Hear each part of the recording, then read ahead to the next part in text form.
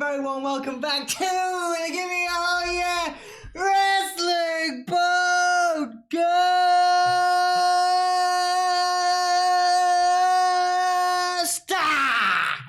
My name is Dom, and you are Anthony. I am. And what are we talking about today, Dom? Well, we're doing Survivor Series 1997. 1997. This is significant. I can't remember why. Something happens, something screwy, something weird. Somebody gets annoyed. Somebody does some spitting. Screwy is a word indeed. There's some stuff. There's some shenanigans. There is some shenanigans that happen at Survivor Series 97. Some dastardly deeds. There is. This is Wrestling Rewind 71, Survivor Series 1997, Montreal, Canada, Quebec. At the Molson Centre. November the 9th is when this happened. Would you like to know what movie was the UK number one at the time? What movie was the UK number one at the time? American Werewolf in Paris. Okay. Sequel to American Werewolf in London. Is it good? Have you never seen American Werewolf in London? Nope. American Werewolf in London is awesome, man. The werewolf transformation scene is so cool. Oh! Number one UK song at the time was Aqua, Barbie Girl. Oh, what a classic! It wasn't a classic, it was awful. I loved it, and I still love it. I'm a Barbie girl. I knew you'd go with that. Great. Something plastic. It's fantastic. Yeah. You can brush my hair. You can't brush your hair, though. Undress me everywhere. Oh, Jesus, no, I don't want to think about that. And sorry for anyone that's watching this and is now thinking about Dom undressing. Thank you for joining us on the channel. If you are new, please hit that like button. It really helps the channel out, and subscribe. We've done 71 of these episodes now. We've got 71 in the past to go and check out. Commentators for this event were Jim Ross and Jerry Lawler. Important, like this. Yeah, we all know why you're here. You're here to watch about the Screwjob, but we do a full review of the full show, and we are going to talk about everything leading up to that, including some foreshadowing stuff. I've never seen it. What? They've never even heard of the Montreal Screwjob. I'm sure people have heard of the Montreal Screwjob. Spoiler. First big screwjob in WWF? Depends how many people Vince has had his way with. Definitely not. The first screwjob, the big first screwjob, was Wendy Richter in 1987, I think it was, with the Fabulous Moolah. So she had the title, and she wanted the same money as Hulk Hogan and stuff, and women's wrestling just wasn't as in demand at the time. So Fabulous Moolah come dressed out as the Black Widow or the Black Spider or something like that, and screwed her out of the title then. Wendy Richter was never seen again. Yes. There we go. So it's not the first time that a screwjob's happened, you know. So Vince's perfect display of power. It is, which we've seen more recently with Saudi Arabia and him cutting the power. He has a phenomenal amount of power, and he abuses it quite frequently. Yeah. Vince is a weird dude, isn't he? Monolithic testicles for doing that. He does. And also tonight, like, it's completely inappropriate in a workplace to do what Vince does to Bret Hart. Spoiler alert. Is it? Well, you shouldn't do it because it was not discussed, was it? It wasn't discussed. I think it was. Not to this That's really level. interesting. So I think we're going to have different opinions on it, and I think there's loads of stuff to talk about with that. It should have been made clearer as an angle that was going to be produced on live television. It was. He was told that it was happening, and they said, no, I don't want to do it. Not to a great deal. And if you say no to your boss, what happens? We'll talk about it more when we get to it, because I think we'll save all that for the end of the show. But clearly, there's going to be a massive Screwjob discussion, because it is such a monumental part of history. I don't agree with how it was done. I believe it could have been done better. Same with the CM Punk thing. But if you save it, we'll talk about it at the end. Okay, fine. Cool. Let's go through the show. We'll rush through it as best we can. Start off with the intro video package. There's some good stuff in this pay-per-view. Mankind Kane, Shamrock's incredible push that goes absolutely nowhere. There's a couple of good bits. Yeah. I enjoyed the Kane and Mankind match. Yes, a lot of people didn't like it, but I thought it was really good. I'm actually excited to go back and watch it again, because it kind of, like, it reminds me just how resilient and how much I love, because I loved Mankind at this point, and I loved his resilience. Yeah, it was just a squash match, though. In a good way. It put Kane over. Yeah, exactly. It wasn't a squash match in a traditional sense of like Braun Strowman. No, it's a 9-minute squash match. Ellsworth. It's a 9-minute squash match. But Mankind got some decent offense off. He got a little bit, yeah. Pulling power driver, flying elbow. I actually wish he didn't get as much offense, but we will talk about that when we get to it. Dom, you are rushing ahead with this podcast. You are too excited to talk about everything. Video package starts off the show. Bret and Shawn. Shoo. Bret Hart saying he's been screwed. As well as swearing when describing Shawn. Little did he know. Obviously, these two had a really heated feud in real life, not just backstage. Yeah, and that came across actually It did. In every interaction they have tonight. And the thing is, they had such amazing chemistry in the ring for two guys that didn't get on. It's the same thing with Undertaker and Michaels, isn't it? They didn't get on at this time either. But I don't think. I think it's the Canadian. I mean, of all the places, of all the locations to do this, of all the times and places, you don't do it in bloody Canada. Yeah, he did. And it was great. Cool. People are still talking about it, so it was massive, man. All right, okay. It was massive. All right, I'm going to ask you this now, and then we're going to... No, I'm not answering. I'm not answering. No, I'm not answering. I will not answer until the end of the podcast. You will wait. You won't fast forward. You will sit through and watch this. You will sit through the rest of our podcast. I will spit on the camera, and then you'll see somebody else spit on... Right. We see a lot of Michaels in his DX mode, crotch chopping everything. Crop chopping. Yeah, crop chopping everything, which Bret's calling out. He's having a go about that. Pyros go off at the start of the show. It looks like the floor set on fire. That was a bit weird. Even at the start with commentary, Lawler is saying both of these guys refuse to lose. Yeah. Really building up to that Shawn and Bret match because the wrestling world didn't know what was going to happen. No. People knew that Bret was going to. It was reported in the data sheets that Bret was going to WCW. So what are they going to do with the championship? Exciting, and that's why people were so excited for this pay-per-view. I understand it. I just don't like the way it was done. Anyway, let's carry on. Survivor Series elimination match. Courtesy, Anthony. No. Survivor Series elimination match. Godwinn's and New Age Outlaws, Gunn and Road Dogg. The first time we've seen them two together. And you see Road Dogg doing his jive, his pre-game. In on the microphone as he comes down. Their versus the new Blackjacks, which is Bradshaw and Wyndham. The New Age Outlaws look really cool, actually. I'm digging it. The Godwinns and the Headbangers, by the way, because you keep interrupting me. I love the Headbangers. I'll interrupt you. Go on, carry on. It's my podcast too. Carry on. If you're Shawn Michaels, I'm Bret Hart, and I'm calling you out on your rubbish. Right. You deserve to be screwed. I'll be getting screwed. Wait, that sounds weird. Yeah, weird. To put the Headbangers and Blackjacks together felt like a really weird combination because Blackjacks felt like the heel, like. Even though they weren't supposed to be, they are heels. I've got it. I'll screw you. Very good. That was my comeback. Witty. I'm glad you paused me for that. We see a video of Billy. Go on. No, I was gonna say the thing about this match is they all the teams actually come off. There's kind of a mismatch of mid card, lower card talent at this time. Yeah. Everyone comes off looking all right. No, I didn't like the match. I've got reasons for it. I thought they gave the Godwinns and they gave the Godwinns and the Blackjacks too much time in the ring together. Yeah, well, they did because the Godwinns and the Blackjacks sounds like the most boring, slow thing of all time. They're very big, ploddy. I thought the pacing was off because of that. It gave a lot of time to the Godwinns and yeah, way too much time. We see a video package of Billy Gunn splitting open Mosh from the Headbangers, throwing a boom box at his head. Road Dogg dressed with a cowboy hat on, and Billy Gunn is wearing the rim of a hat. So apparently they stole the hats from the Blackjacks, and that's part of the reason that they're feuding at the time. They really seem to be enjoying themselves, though. Road Dogg was really sort of talking into the microphone, and we see that sort of fun side of Road Dogg that we'd see with the New Age Outlaws. That's the best that they've done, isn't it? Yeah. Billy Gunn and Road Dogg.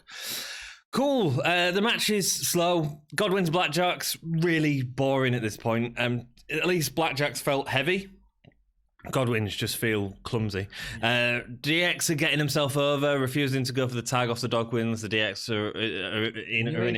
New Age Outlaws are in it for themselves, aren't they? It's weird. You'd expect that WWE would know, or WWF would know by this point to put on a good fast match at the start, and this isn't that at all. Henry Godwinn gets eliminated by Bradshaw with an abdominal stretch into a pin. I quite enjoyed that. I like that. I've never seen that before. I've never seen it before, and I never want to see it again. I quite liked it. I just thought it was boring. I thought it was innovative, especially for a guy the size of Bradshaw. Well, the crowd reacted to it, so it got some sort of reaction, but I just thought it was a bit of a weird way to go out.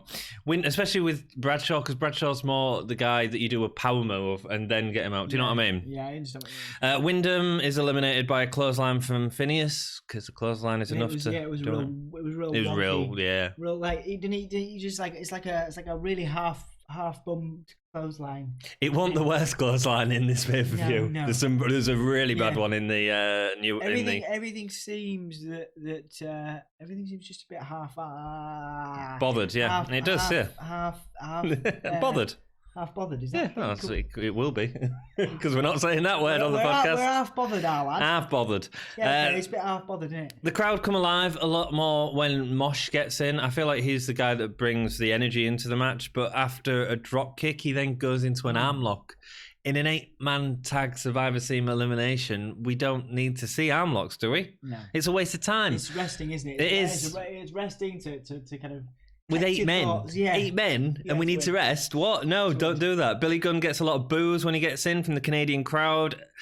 At least this part of the match feels like he's working well with Mosh. Billy Gunn counters a bulldog from Mosh, sending him first into the ring and gets the pin. Phineas and Thrasher have a arm kickoff battle. Which is just stupid. It takes forever, man, and it just kills any momentum in the match. That Billy and Mosh built up. Yeah, for a guy like one of the headbangers who shouldn't be doing those moves. They should be quick. They should be moving. No, it's Thrasher working for Phineas, and I think Thrasher was the worst of the headbangers anyway. Oh, absolutely. Well, Mosh was great. Mosh ended up with a slightly longer tenure. Well, for reasons, you know.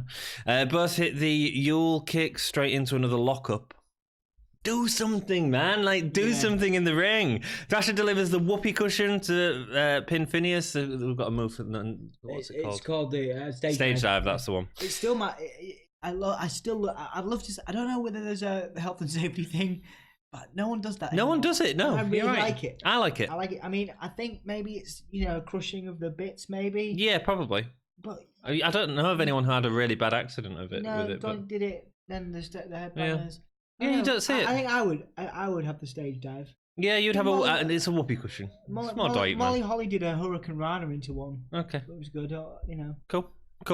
Yeah. Bradshaw and sorry, go on. Anybody can find us a modern day version of the whoopee cushion where somebody does it and uses yeah, it'd be good to see. I don't know on any of the promotions. Maybe. I don't know if it is. The headbangers are still out there using it probably. So, yeah. Probably. Thrasher. So Bradshaw and Road Dogg come at it. Bradshaw looked like he was really working stiff, so that's always interesting to see, but it doesn't necessarily help with the speed of the match. Bradshaw gets distracted by Billy, and Road Dogg gets the roll-up pin. But it looks like Bradshaw kicked out at the last minute. Really sloppy that. It leads to some confusion, and there was no ring bell to say that he was eliminated. It's just a bit weird. Thrasher, why did he kick out? Clunky. It's really clunky, man. He's very clunky. Thrasher left by himself, tries to beat Road Dogg, but anytime he gets advantage, Billy will get involved. Billy gets a leg drop off the top rope, which misses completely misses. Wow, we're spitting a lot today. We're getting in the zone. There's no effects. We're getting in the zone. Yeah, man. We're getting in the zone. Leg drop off the top rope. Absolutely misses. Completely ridiculous. And he gets a win with it. I mean... Doesn't he try... I think there's a second where he actually tries to reach over so it looks like he has some kind of impact. Yeah. It looks like he tries to reach over to it and then go poof. Because Thrasher reacts to it. Completely. There was loads of botches in this pay-per-view, to be honest. What a slow start. 20 minutes long. Rubbish. Yeah. Slightly more promising is the next match, just because I enjoy the Truth Commission. Truth Commission, a lot of new guys coming here, so we'll talk a little bit about them. As an angle, I like them a lot. Survivor Series elimination matches next with the Truth Commission, the Interrogator, the Jackal, Recon, and Sniper versus the Disciples of Apocalypse, 8-Ball, Chains, Crush, and Skull.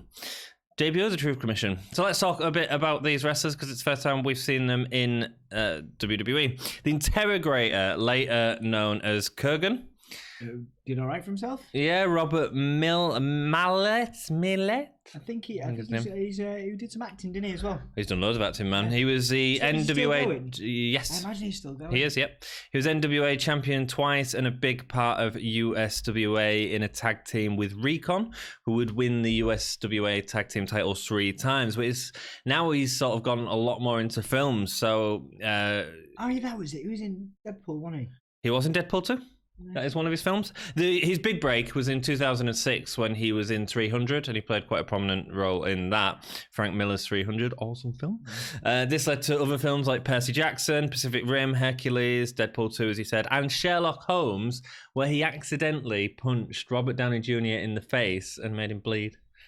Really? Yeah. So there you go. He's doing well for himself. That's awesome. And he's a good-looking big guy as well. I mean, it works well for film. He was in the Oddities. Good for him. He was in the Oddities for a while. He was in the Oddities briefly. Which I know it was a ridiculous gimmick, but it got over. It was big in the South Park years. You had was it not Gollum, but some Golga carrying around a big stuffed cat, and they were all wearing South Park stuff. I go back and watch some Oddity stuff. It's silly. In like if you made the New Day into Misfits, basically, it's like a misfit version of the New Day. Yeah. If you dressed the New Day up in, like, I don't know, Spooky Kids era Marilyn Manson clothes, it would be it would be like, do you know what I mean? It's a similar vibe. Well, that's cool. I don't know much about the Oddities, but I'm sure we'll be covering them soon. It's very silly, but in a world where you've got Bobby Lashley sleeping with Lana on modern day television in 2019, and that's the genuine storyline, it doesn't look that stupid, So. Yeah, that's more comparable with Goldust and Marlena. The Jackal, who's also known as Cyrus or Don Callis, as you spoiled. In WWF, he would go on later to manage. He was managing a lot of teams, wasn't he? He managed the Truth Commission, the Oddities, and the Acolytes before letting himself go. Yeah. Bruce Pritchard said in one of his Something to Wrestle documentaries that the reason he was let go is because he was getting himself over more than the talent.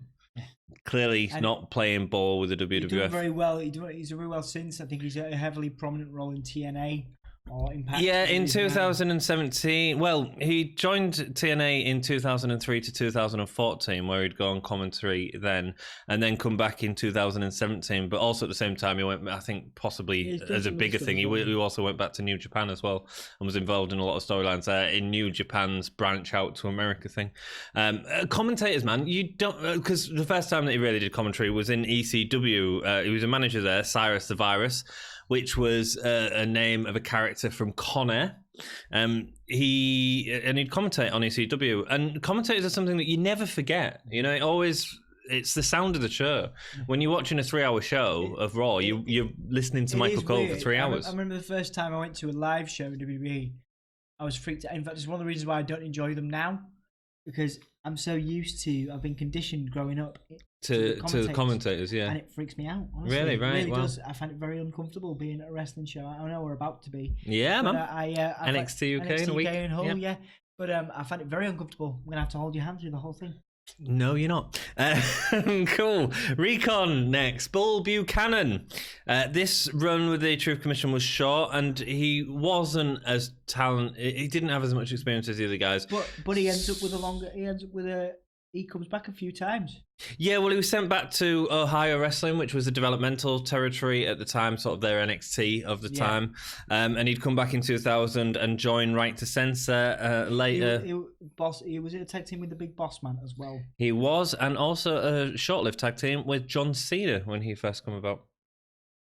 Oh yeah, it's funny that I don't really remember the John Cena one. Yeah, it was a brief thing. It existed. It was a big deal though. Yeah. A big deal. And that was when John Cena had his sort of rapper gimmick and all that. The Doctor of Thugonomics. Yeah. Absolutely. He'd leave for All Japan in 2003 and retire in 2014. And the last one, Sniper, Luke Poirier. Poirier. I mean Poirier. Poirier, even. French. Canadian, probably. Wrestled in Catch Wrestling Association, CWA, all around Europe, facing the likes of Giant Haystacks in his early career, which is pretty cool. After Truth Commission broke up, he returned to CWA for 2 years until the company disbanded in 1999, and he retired with it. There we go. Covered a lot of characters there. We've got one more debut later on, so if you like this part of the show, we've got another debut coming up. So let's go straight through the match. So all three of them come down in... Three of the Truth Commission come down in the berets and the sort of green T-shirt and camo. Military look, yeah. One of them comes down as a Jackal in a military jacket. Bit weird. I think that was his thing. It was meant to be quite... It was meant to be quite military, meant to be quite... Yeah, it was meant to be the kind of the dictator. That was his vibe. No, I don't know. He looked more like a pretend rock star to me because he had the shades on as well, and he didn't come across as dictator to me. I think the whole angle was that he was supposed to be the leader and and the kind of the mind. He was supposed to be. But they feel so controlled, and he feels so like 80s Motley Crue. Almost like a. But he come across as like a bad Shawn Michaels. I see what you mean. Interrogate and chains start off, what do you call it when someone's manipulating? It's on the tip of my tongue. Someone that's in charge, someone that's controlling you. And he might be a really vibrant personality, but he's got everyone. Yeah, but the problem is this was the debut, and this was actually the debut in WWF TV as well. So like you hadn't explained that character, so I can't get that from that. Do you know what I mean? I know what you mean. Interrogator and chains start off. Interrogator gets a quick pin with a sidewalk slam. Okay, I don't mind one person being eliminated by a sidewalk slam. Better than a clothesline. I mean, it's the way they make it look. One person's fine. It's the way they make it look. Yeah, and Interrogator had a good really powerful. Yeah, well, Interrogator had some size, so Jackal is taken out by a spinning sidewalk slam. 2.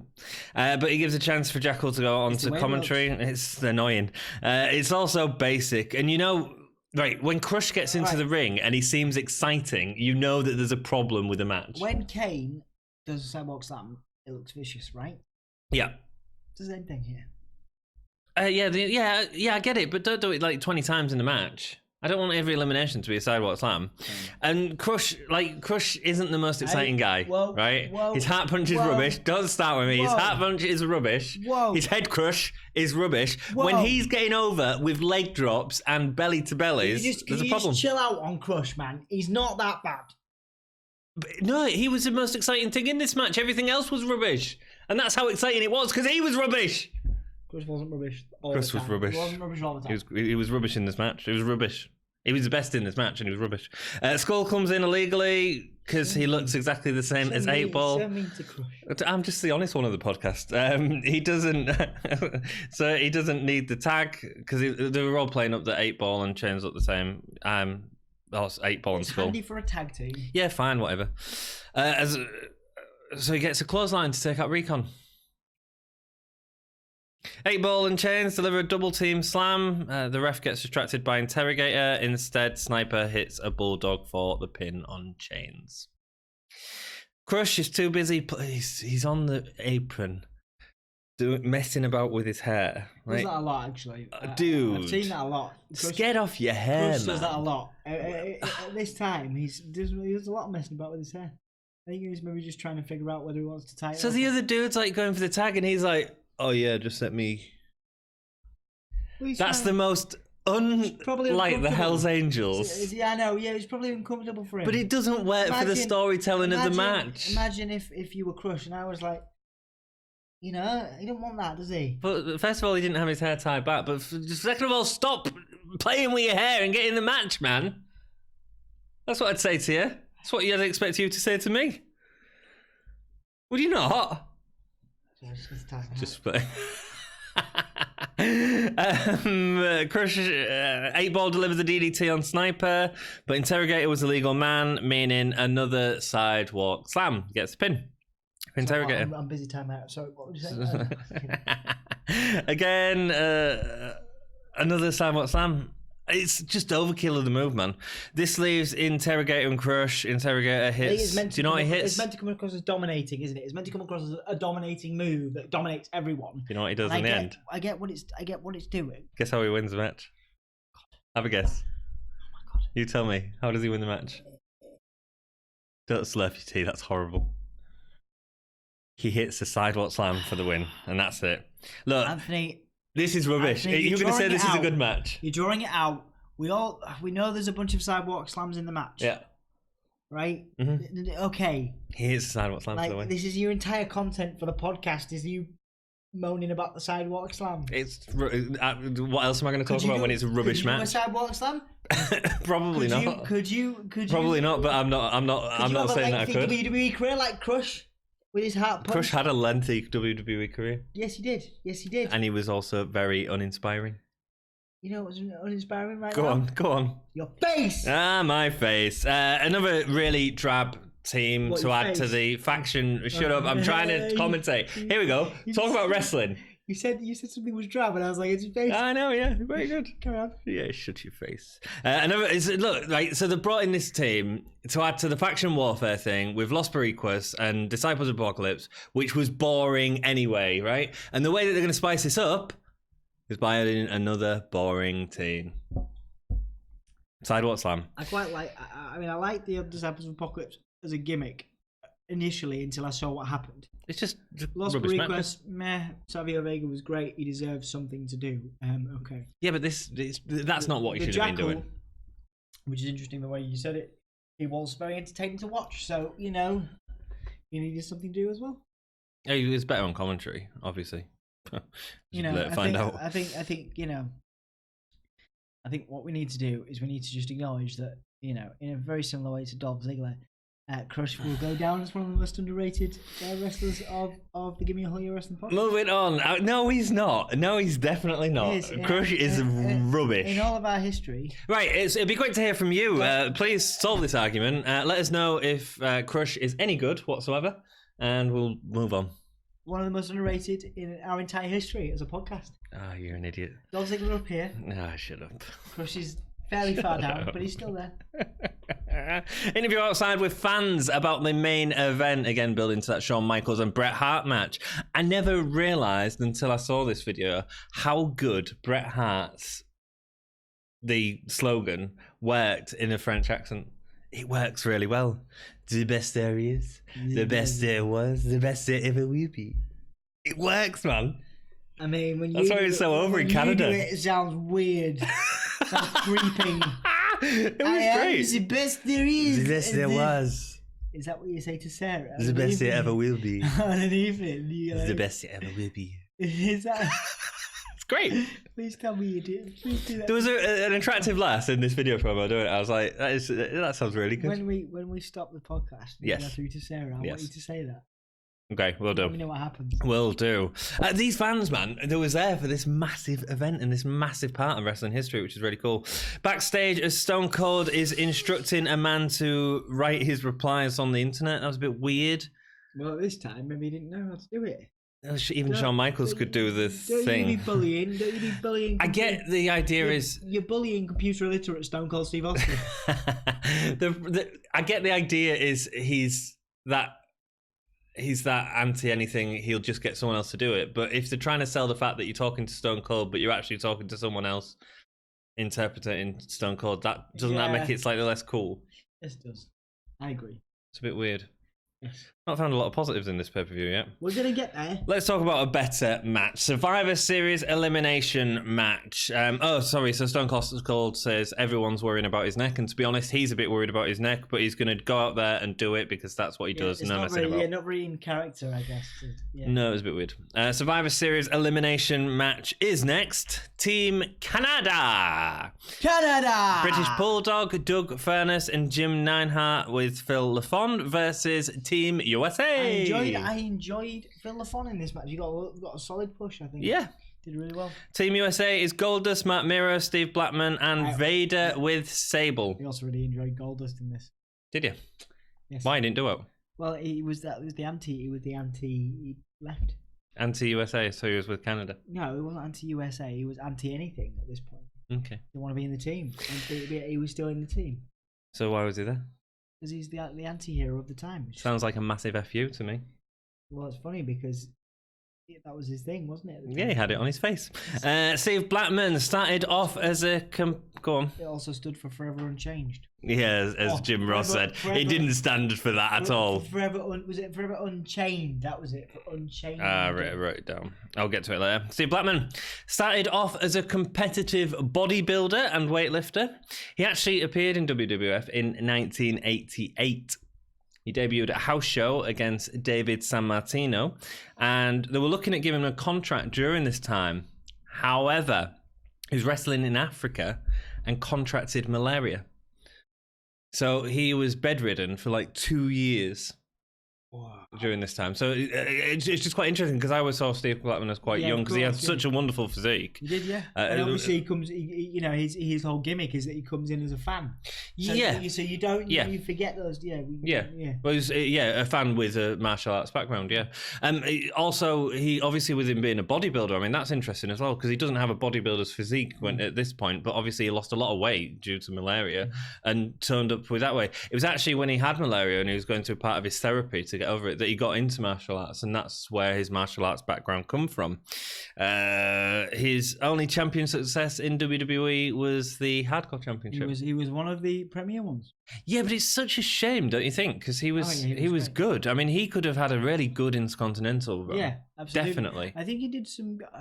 Was that one of the dream feuds I kind of would have? Was Blackman and Shamrock? I think they teased some stuff, but I don't think it ever actually happened. That'd be good because it's a nice striking style. He now works. Go on. Him and Raven and Kane had some solid. They had what will go down as a legendary triple threat hardcore match. Right. WrestleMania, Blackman, Raven. And then obviously there was the Shane McMahon feud where Shane McMahon took that massive bump. Do you know what he says now? Yeah. A Bales Bondman. Really? You wouldn't mess about if that guy came and said, I've got to take some items away from your house. Yeah, take it. Yeah. Take more, man. Take what you want. Steve Blackman enters the ring supposedly as a fan on Raw, so you've alluded to that a second ago. Vader asked him to join Team USA, sort of shielded him from, well, I say shielding on him, he laid on him. Yeah. I mean Vader laying on you is like, it's a double-edged sword, isn't it? I mean, cheers for the help, mate. Love it. Flattened. Love it. A little bit flattened. We get a face interview from Vader's team. Vader, they don't have much in common except the Canadians telling them what to do. It's time. Steve Blackman, really uninspired promo. Yeah, his mic skills were never the best. No. He had a really, his best work, again, talking about how we rip on silly stuff quite a lot on the podcast. He had a tag team with Al Snow called Head Cheese. Yes. And that was his funniest work. Best work or memorable? Probably memorable. Yeah.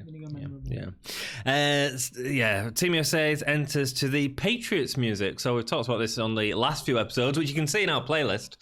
Patriot was at One Night Only. He was entering to Kurt Angle's, what Kurt Angle's later theme would be, and USA are entering to that music, even though he wasn't in the match. So that was quite interesting.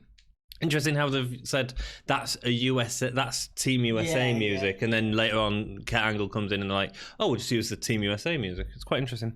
It's actually quite iconic now, isn't it? Like, definitely. Kurt Angle made it iconic. Yeah, and then the "You Suck." Yeah, Goldust has "FU" on his face, which Jim Ross tells us is forever unchained. Yeah, right. I wish you'd do that actually as a callback. I think that'd be really good. What? Like in AEW or something, just come out with, well, he can only do one side, can't he? Because he's only, so you on one side. Canadian team backstage, Doug Furnas says American fans in WWF are about drug crimes, slimes, and now the new degenerates. Doug, what are you on about, dude? I mean, maybe he's a little bit nervous. He's probably the most prominent we've seen him. I love Doug Furnas. Yeah, he's very talented. He's so good. He has the best match, I think, in terms of American fans in the WWF about drug crimes. Well, it's just trying to be controversial, isn't it? I suppose at this time and in the 80s. Drug crime, like okay, be controversial. Say drug crimes, slimes. Well. Doug, it was rubbish. Promos. Yeah, well, yeah. He was great. He was great in ring competitor. And that's apparently why they've left America for Canada, because of slimes. I mean, I'm happy to see that Doug is in the match, but the Canadian link is so weak. I mean, they only had two members from Canada, which is Nineheart and LaFon. It's more like a betrayal. Well, you had to go with LaFon. And look, I'm glad they're in the match because they are both great workers. Miro's cut off his hair. He's reveals it at the start of the match, taking off his bandana. He's nearly bald now. Boxer shorts. Yeah, no longer wild man. Doing a lot more strikes in this match. Yeah, because he's boxer now. Yeah, that's his thing. Right. It's the boxer shorts. Right, not a wild man anymore. No, boxer. It's a boxer. Right. signifying also his turn towards being a heel. Probably shouldn't have gone for that moonsault then that he absolutely botched during the match, but we'll get to that later. Yeah, no. Oh, it's nasty, man. He got some air in those shots. I think he might have done. Probably nosediving because he knows Sable's about to leave him for. Well, not about to, but it's coming. It's coming. So his future. Yeah. His future in an F5. I'd be cutting off my hair if I knew Sable was going to leave me. I know. So he's no longer the Wild Man. He gets dominated by Bulldog. It's a bit harsh that he had this new gimmick and this new look and this new thing, and then as soon as he's revealed it, he gets beat up. He pulls off some decent moves. He has some decent moves. As always, he's got a good. Miro's good. I like Miro. Yeah. I don't think he's good in this match. When Vader gets in, though, he uses his size to bully Bulldog. That's great. But going off the second rope, he gets caught into a power slam. A great spot. Used it once in this night, so it was perfect. They've done it a few times where we've seen in the Royal Rumble they used it about 3 times. It was a bit overkill, but this feels big. Delayed suplex to Vader, dude. Yeah. I mean, what? Yeah. Strength. Yeah. Such strength. LaFon comes in, and again, great worker dominating Vader, and then Miro. LaFon, in fairness, was so underrated. Blackman gets in. He gets into some heat, actually. It's a bit weird. And although they say on commentary he isn't a wrestler, he proves he knows his way around the ring. And there's some real cleanliness to all of his strikes and everything that he does in the short time that he's in the match. He's caught by DDT. Some great speed, though. Taking on the entire Canadian team. Blackman's then goes onto the apron, the outside, and is counted out for 10. And he's supposed to not know the rules. It was played. He didn't know the rules or something like that. Is that? I didn't really get that, but yeah, fair. It could have been, yeah. It was played like he didn't know the rules. But... It feels like a bit of a weak debut. Like, he was clearly talented. Yeah. Just feels a bit weak. Yeah. Could have had him a bit more in this match. Have him get bullied. Have LaFon and Fairness could have carried him, man. Bulldog could have easily carried him. Yeah. You know, Neidhart probably would have just beat him a bit, but... You know, they could have carried him to beat him up and build some comeback heat. Yeah, I mean, but then if that had happened, maybe we wouldn't have got head cheese. So maybe. But then equally, you know, look at Shamrock. So yeah, you know, I just don't think it's the best introduction to his character. There are promises that are made with certain characters that don't get delivered. So you know, perhaps Blackman would have had a world title career or an intercontinental career if this had gone better for him. But maybe so. I mean, it was all planned out. So you know.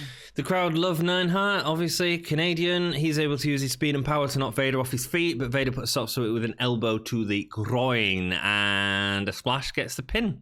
Neidhart's out again very quickly. Considering he was so over, a bit weird. Yeah. Vader seems irritated by LaFon. Vader was doing this thing where he was trying to Irish whip LaFon into the corner, and he was going for a splash, but LaFon kept coming out of the corner. It was really funny, and then Vader was just like, grab him, and went for a belly to belly, and a splash from the second rope to get the pin. It was really funny because he looked really angry that LaFon wasn't staying in position. So every time he'd run to him, he'd just be like, he'd have to stop. It was weird. Miro goes for a moonsault on an upright furnace. We've seen him do this move before. It looks terrible. Yeah, furnace, like dangerous as well. Does he land directly on his head, or does he land on Furnace lands on his neck? Yeah. Like, it looks really harsh, man. Really bad. He managed a spinebuster to get the tag to Bulldog. Miro using punches a lot more, again with his boxing gimmick. Doesn't take any big hits from Bulldog. Fairness back in. Fairness counters a pin attempt into his own to eliminate Miro. Bit of a weak elimination, but the crowd are more disappointed that Sable's leaving than anything else, which is fair enough. I'd be disappointed. Goldust won't take the tag, so we haven't seen Goldust in the match at all. Yeah, he's not bothered. No. He's forever unchanged. He is forever unchanged. He won't take the tag from Vader, leaving to Fairness getting a low blow. Again, Goldust keeps jumping off the thing. Fairness hits an overhead belly to belly on Vader. That was really cool. Followed by a Hurricanrana. Vader still can't get the tag, so slaps him, pulls him into the ring, and Goldust says, "Okay, I'm tagged, but I'm just going to walk out." JR selling that he's walking out just like he walked out on his family. Bit harsh there, JR. Bit harsh. It was a weird angle, wasn't it? Because obviously you had the sort of Brian Pillman, Marlena stuff, which I sort of get as an angle, but then obviously Pillman passed away, sort of left that angle hanging a little bit, and them in a weird position with that. I think it was they were selling this kind of underlying discomfort that was between the two. and Goldust's kind of again just not being chained down. Weird. Cool. Vader hits a Vader bomb on Furnace and hits the pin, but Bulldog sneaks up behind with a ring bell and hit across the back. Gets Bulldog the win. Much better than the first two matches, but not great. Nice finish as well for Bulldog to get that. Yeah. I mean, the crowd loved it. Bulldog, the hometown guys, getting the win. Yeah, it was much better elimination match than the first two matches. Survivor Series elimination matches. Some people like them. Some people don't like them. I'm indifferent. Some of them are great. Some of them are awful. And this was a decent match. Yeah. Jim Ross and Jerry Lawler interview the winner of the Super Supper Sweepstakes. They have a person on the phone. They're not just going to try and call them this time like they did last time, which was just botched all over. They say to her she can have a meal with any superstar. Lawler's saying, well, you're going to choose me, you're going to choose me. And she chooses Stone Cold Steve Austin. Dom, if you could have dinner with any superstar from this era, who would it be? This era. 1997. Sable. I wasn't expecting that. That's great. Sable. Yeah, cool. I'd go with Sable. Would you? I'd go with Mick Foley, man. I've already met Mick Foley. Yeah, but I'd like to have dinner with him. You haven't had dinner with Mick Foley, have you? It'd be pretty funny to do. It'd be nice. There's loads. You'd pick his brain, man. Oh yeah, no, I got to pick his brain. And I get your reference of going for Sable, but I could charm Mick Foley if I got to have dinner with Sable now at this point, she wouldn't have gone with Brock Lesnar. Let me tell you.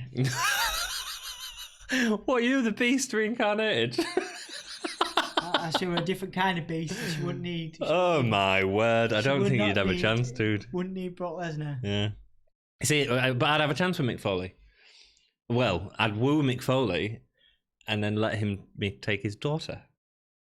I mean, that's really creepy, man. That's really creepy. Let me take his daughter. You would take his daughter. Offer me his daughter as what's the word? We are not tribute. We are not as weird as we're coming across here. We don't just sit in this flat and dream about Noel Foley. I'm so sorry. But that is a great question. Who superstar would you go to dinner with from 1997? I thought you'd say Owen Hart, actually. Well, yeah, I mean, it'd be nice to pick his brains. Yeah. We see a video package of Kane as Undertaker refuses to fight with his own flesh and blood. Bearer says Kane will fight his way through everyone to take out the Taker. And he's dominant, man. He's been dominant. Yeah. He's tombstoned Ahmed Johnson. Foley's approached Kane with a steel chair, the equalizer. Foley's gone from his Dude Love character back to the dark side to Mankind to take down Kane. We see Mankind backstage interview. Again, Foley promo.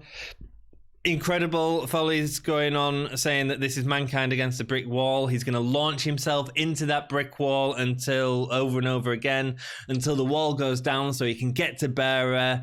It's amazing. It's an amazing promo as he's describing his fingers going down Paul Bearer's throat. It's going to make his eyes pop out. It's great. Yeah. It's a great Mick Foley promo. Really enjoyed it. Kane with Bearer versus Mankind is the match we're talking about. From the moment Kane comes out, the red light comes on, and that stays for the match. Where have we seen that more recently? Oh, God. I think that they were like, oh, this worked for Kane. It'll work for Bray Wyatt. It didn't work for Kane. They stopped it after two pay-per-views. We're still, was it the third pay-per-view they've used it now? Second. So maybe that's it. Maybe they'll stop it now. Fingers crossed, because every time I watch a match with red light, it feels like my eyes are bleeding. Yeah, I feel the same way. Horrible, man. I hate it. You don't need it. I mean, a guy like Kane as well, he looked so visually impressive in terms of he was a big guy with a weird mask. You don't need the red light. Exactly the same with the Fiend. All the stuff that he's doing, you can't see it properly. Yeah. You know? And that's the one thing Bray Wyatt can do, like character work. Wrestling. Kane was just intimidating. I loved, his Kane's amazing. His mannerisms, the way he kind of.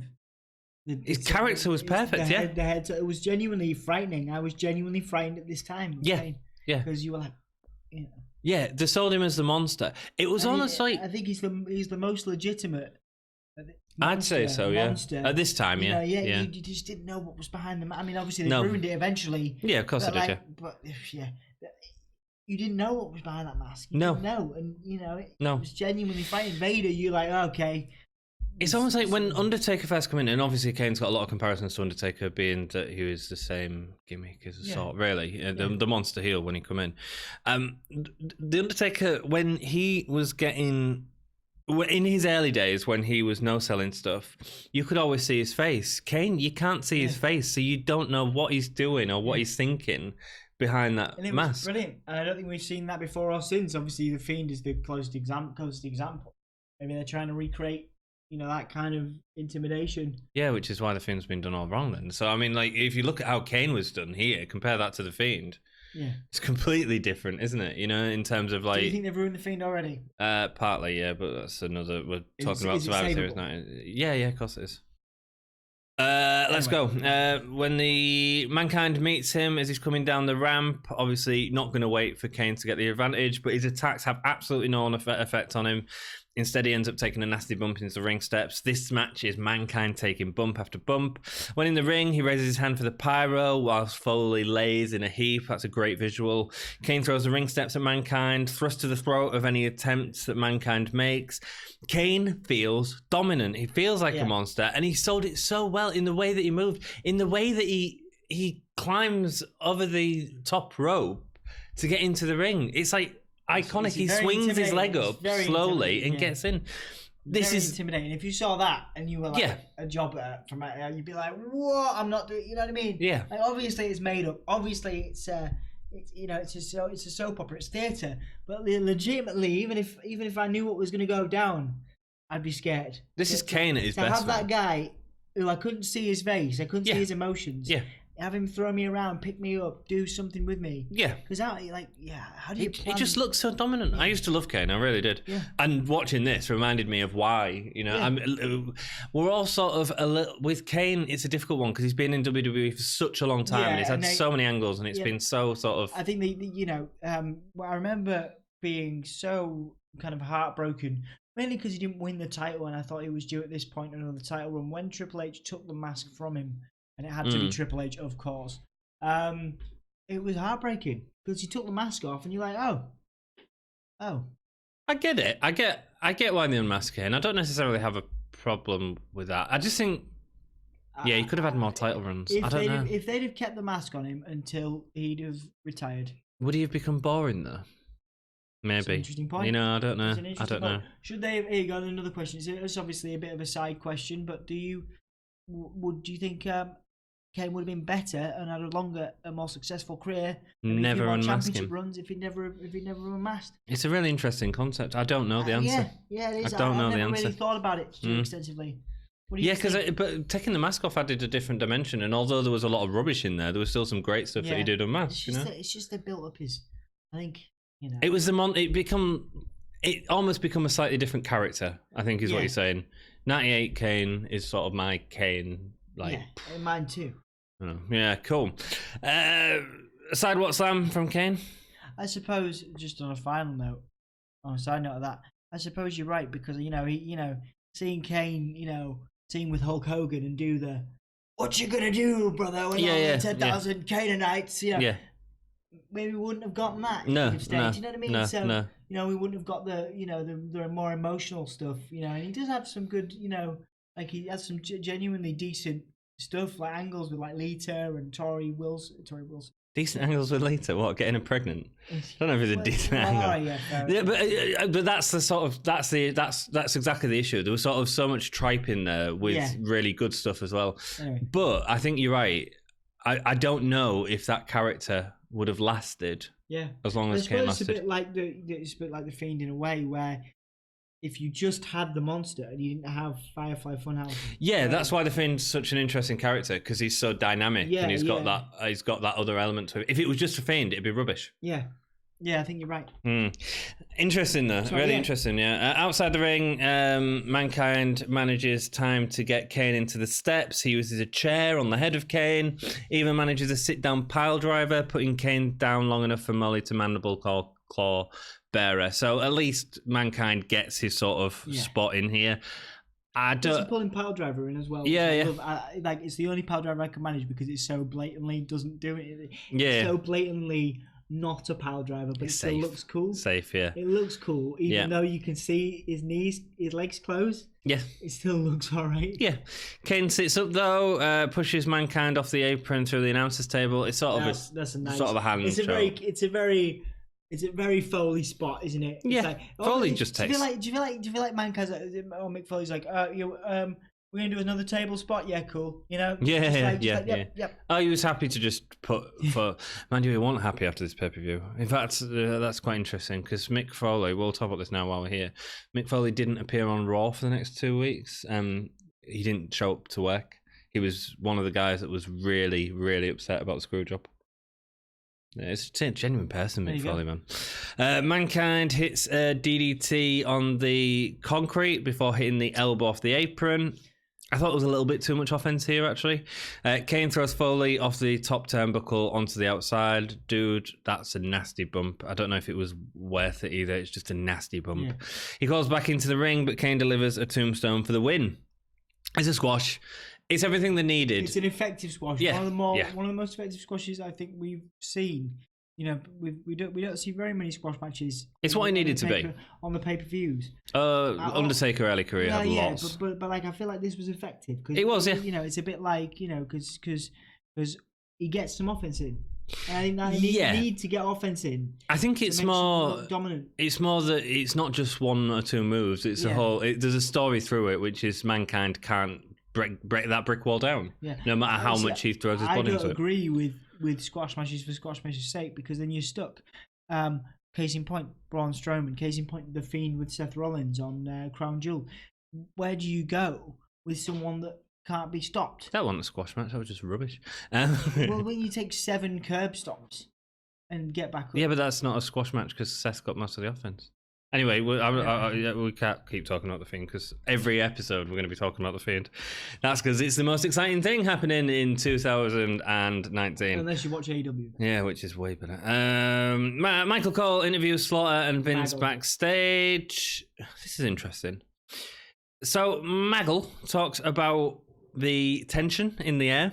Yeah. Slaughter says there's extra security, whilst Vince says it's important WWF fans get to see this match. Yeah. So WWF fans knew that Bret Hart was leaving, and Vince says it 2 of the greatest in WWF history. He gets asked who's going to win, and Vince says, "I just don't know." He's got a weird smirk on his face, though. Yeah. It's in hindsight, these little things are so interesting, man. Survivor Series elimination match is next. Shamrock, Ahmed Johnson, Legion of Doom versus the Nation of Domination, which is Farouk, D'Lo Brown, Kama Mustafa, and Rocky Maivia. Cool. Face interview. Shamrock comes across human. Yep. In front of Hawk, who comes across as something from the 80s. A little bit crazy. Weird. A little bit off the wall. Yeah, it just doesn't really match, does it? Hawk, yeah. We're going for this, like, Shamrock's realistic, and then Legion of Doom is just Legion of Doom. Yeah. Shamrock, great reception, and so do Legion of Doom. Also, one of his finest moments in his WWE career, this match, in terms of he got a massive push here. Yeah, he was doing good stuff. Which never, ever gets justified. But anyway. Well, because Shamrock and Rock had a match, didn't they, in a couple of months' time? He gets an Intercontinental Championship. I think it's an Intercontinental Championship.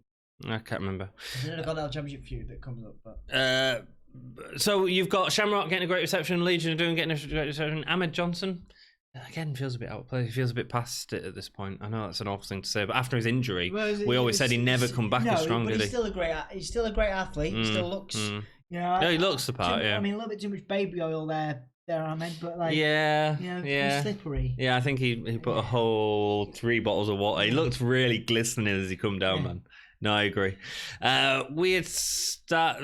Rock really playing up to the crowd, man. Rocky sucks chance all the way through this match, actually. Yeah. It's D'Lo starts off against Hawk. This was awful. D'Lo delivers a clothesline, and this is the clothesline I was all about. For whatever reason, he delivers a clothesline to Hawk. Hawk stands there and takes it, and D'Lo lays down on the floor, selling that he's been hit by it. It was weird. It's a strange one because Hawk at this point isn't what he used to be. I've got a question for you about Hawk coming up. D'Lo isn't what he was eager. he isn't what he promises. D'Lo Brown becomes a great athlete in WWE, a great sports entertainer. I thought he did well in this match. He's not there yet. Yeah, no, he's not. He's not as good as but he becomes. He becomes really good. Then Hawk no-sells a pile driver. That D'Lo, like, Rock comes in and Hawk starts slapping him. He's not hitting him. Rock's selling it, and because Rock oversells, like, it just looks really weird. Hawk runs the ropes. He gets kicked from behind. Rock hits the rock bottom and gets the pin. Right, the question, right? Hawk didn't sell that clothesline. He stood up from a pile driver. Was Hawk high? It's possible. Hawk was high. I mean, it's very possible. Hawk was so high. I mean, we don't know. We weren't there. We'll never know. But it's possible. Hawk was high. Yeah, he gets really high in a few months. Dude, it was just like, it was like they said, start off the match, you're going to do this, we're going to do these 3 bits, right? And then we'll get you out the match because you can come back and get high again. Here's some coke. Hawk has a lot of problems coming up. We're going to see a live, when the new LOD angle starts, there's a lot. Well, it becomes storyline as well. There's a lot of issues. Yeah, it becomes storyline as opposed to just backstage. Addictions and problems. Farouk comes in against. Well, it's funny for us now. Yeah. He was high. Yeah. But it's not good, man, because it just makes the match rubbish. It's interesting that they're still putting out clearly high performers. That won't happen these days. Yeah. Farouk comes in against Ahmed. Really weak backbreaker from Farouk. Farouk, man, he just didn't do well in this match. Yeah. So Nation get Ahmed into the corner and start whipping him with the belt. Ahmed quickly pins Farouk with a Pearl River plunger. I don't think he was high. I just think he was just not. He was just real sloppy with that backbreaker sometimes. We've seen that a few times from Farouk. Wait, you're saying Farouk was high? No, I'm not saying Farouk was high. I'm saying he was sloppy. Yeah. D'Lo hits a D'Lo splash on Ahmed.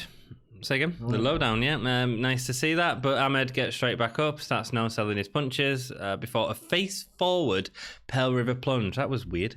It was cool. It looked good. Rocky is almost sort of like a Michinoku driver, doesn't it? Yeah. Rocky gets in, and as Farouk holds Ahmed's foot under the rope, The Rock gets a pin. That was clever. Yeah, it was real clever. The fact that his legs were under the rope and the ref counted it. Well, I see what you mean. There was some really bad officiating in this match. I see what you mean. Yeah, I get it. But for storyline, it works. Yeah. To continue the Farouk Ahmed thing. Hang on, I thought Ahmed had joined Nation. And then he's left again. He joins Nation shortly, doesn't he? No, I think he already has. I'm sure he already had. Check. I don't think he joined. I'm sure he had. I think he replaces The Rock. No, because Mark Henry goes into it next. Anyway, Ahmed gets up, starts no-selling his punches before a face forward. Said about that. Farouk and Ahmed fight up the ramp. Ken Shamrock gets in, and The Rock are in. Them two had wonderful chemistry in the ring, a feud that we'd see in a few months' time, and they are definitely the best part of the match when them two are in the ring. Karma comes in, slows things down with Animal. The crowd are more interested in chanting Rocky sucks, as there was some weird sound feedback thing in the venue. Karma is celebrating with Rock, but he's drop kicked from behind by Animal and rolled up to be eliminated. Shamrock takes off D'Lo's head with a clothesline. Looked really vicious, but then D'Lo attacks Shamrock for ages, building up the babyface comeback when D'Lo misses a moonsault. Animal's distracted as the New Age Outlaws come down, wearing his face paint. One of them's got the spiked vest on, and they attack him outside the ring, including some white powder, which probably came from Hawk's pocket. So The Rock joined... Speaking to the microphone. Sorry. The Rock joined after Ahmed. Yeah, it was. Ahmed's already joined the Nation, and now he's gone back on the Nation. It was an injury that forced him out, and then he's come back as a face. So weird. Cool. I thought it was. So yeah, the coke hits Animal. Obviously, he gets high. Where am I? Animal's counted out. Stop talking about cocaine. Why?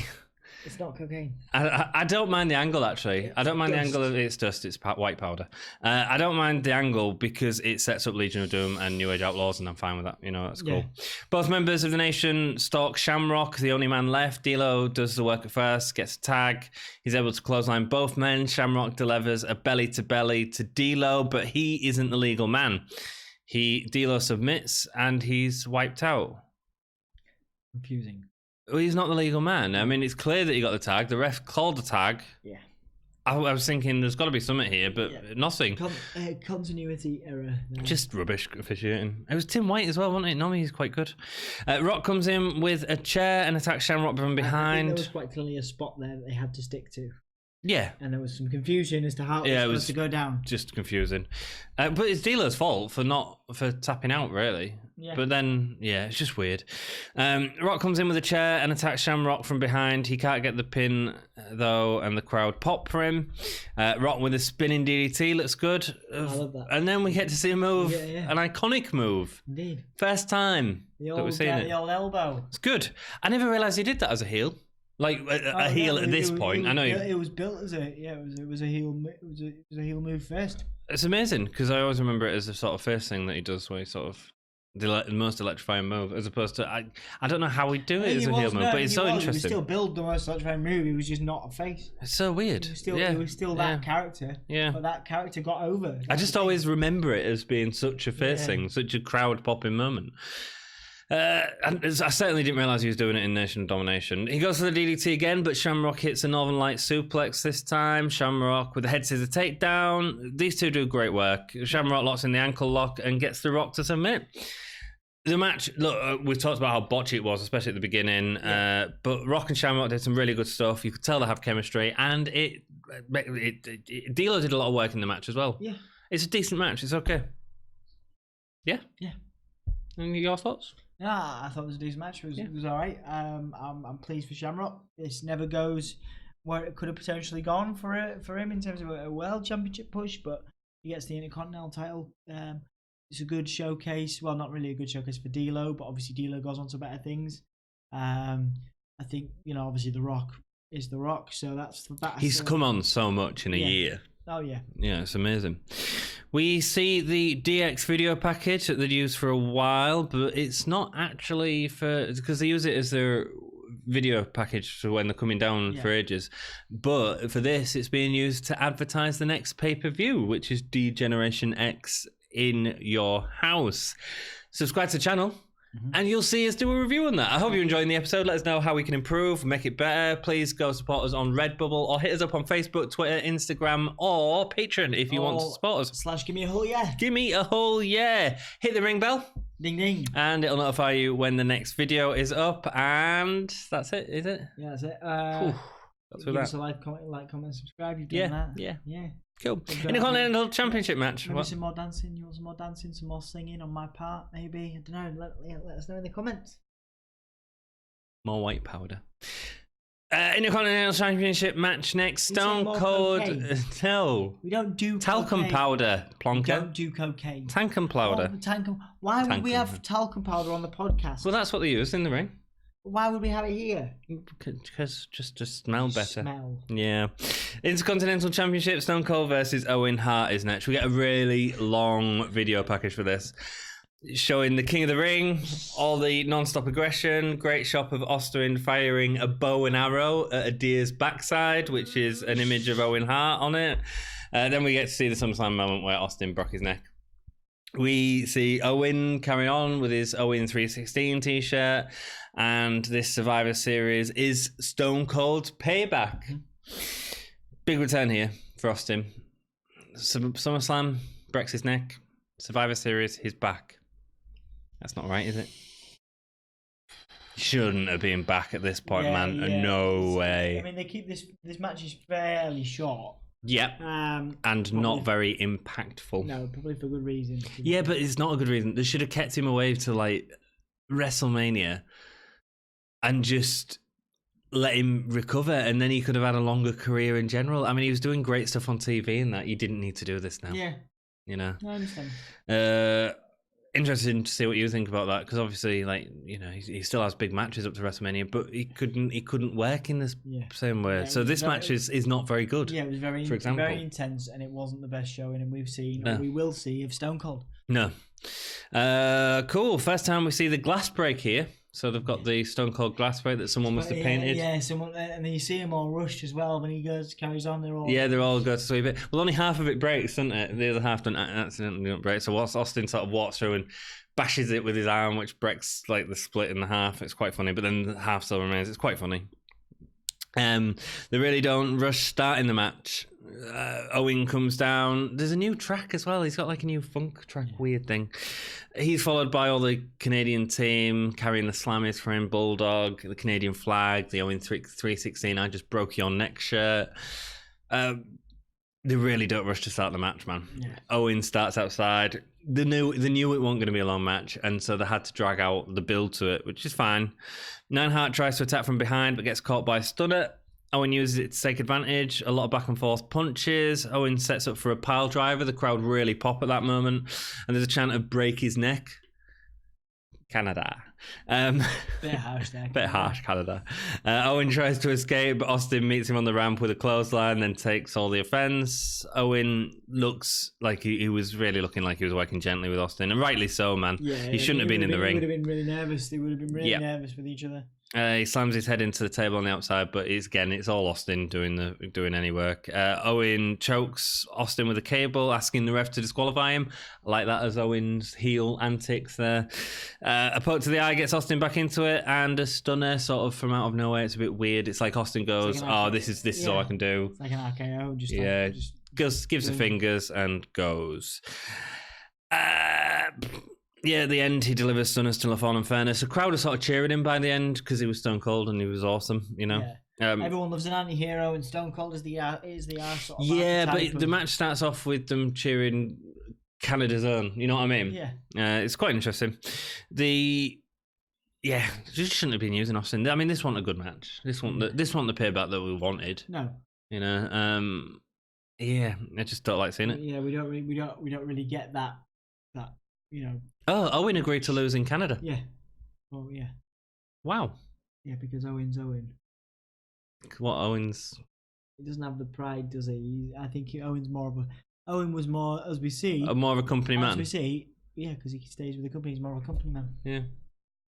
Doing what your boss tells you. Amazing. The show. He would. Well, obviously, it didn't end up so great for him, but I think. No. I think he was after his job. He was keeping his job, which is what you do when you're not earning the money Bret Hart's earning. Yeah, it's rubbish. It's rubbish. We'll talk about it at the end of this match.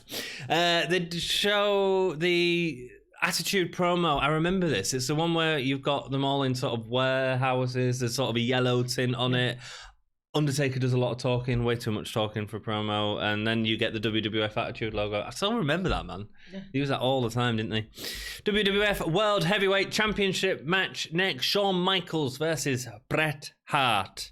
Should we go through the match and then give our opinions on the Screwjob? Go on. I've got loads of notes because it's so interesting, man. Yeah, it's so interesting because you watch it and you just see these little things. They're sort of Ebner, especially, man.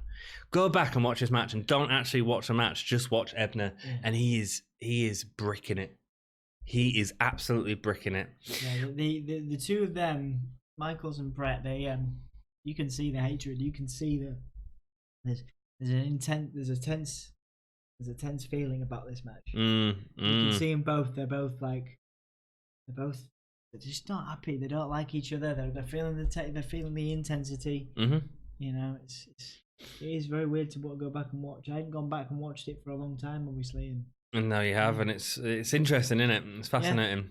Yeah. We see DX, Michaels, Triple H, Chyna, and the briefcase holder Ravishing Rick Rude as they enter from the back. Michaels getting obviously the most negative reception of the night, being from Canada. Water thrown on him. Fighting his hero, fighting their hero. Sorry, he rubs his crotch on a Canadian flag. The crowd hate it, so he fake humps it on the floor, putting it down his pants, that sort of stuff. Great heel work.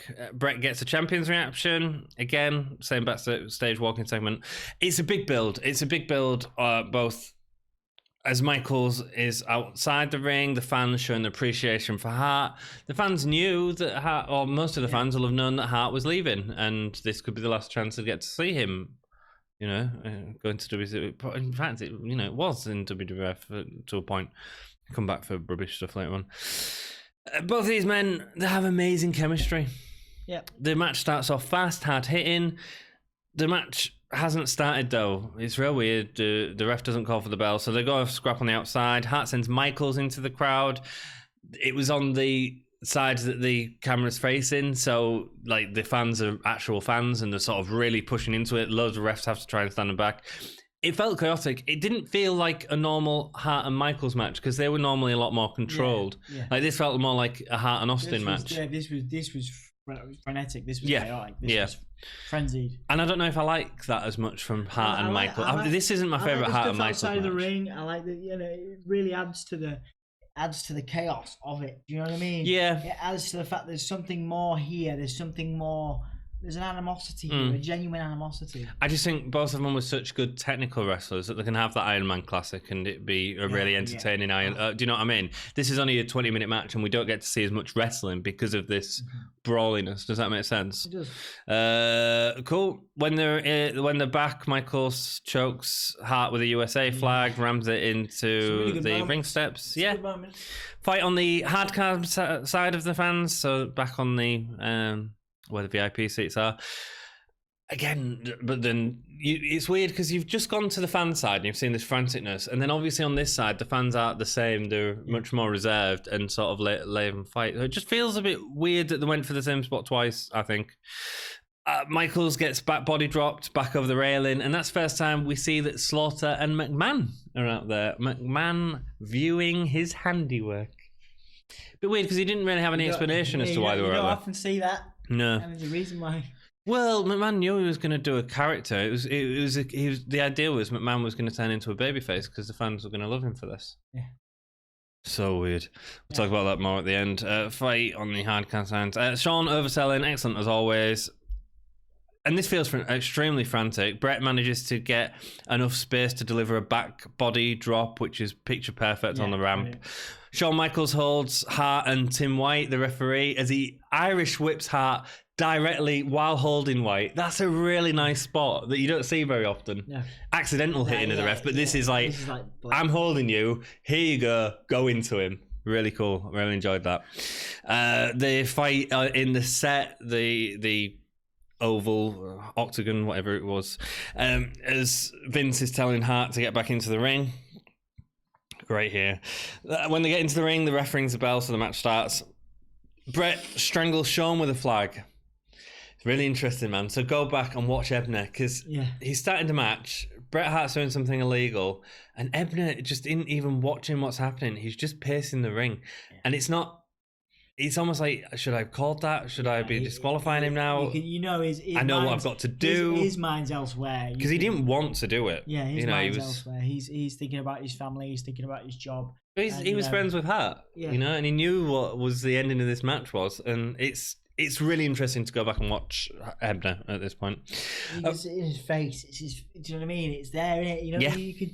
Some people think they're really good at hiding emotion, and most people, you can do it. It's all over Ebner. It's possible, but you can tell. You know what I mean? If you really look at someone, you can tell. But it's all over all this match. When they're fighting up the ramp and they've got like Patterson and Briscoe and Vince and Slaughter all like hovering around them. Not part of the storyline, but almost like if this breaks down, we are going to be able to do what we need to do at the end, to separate it or whatever.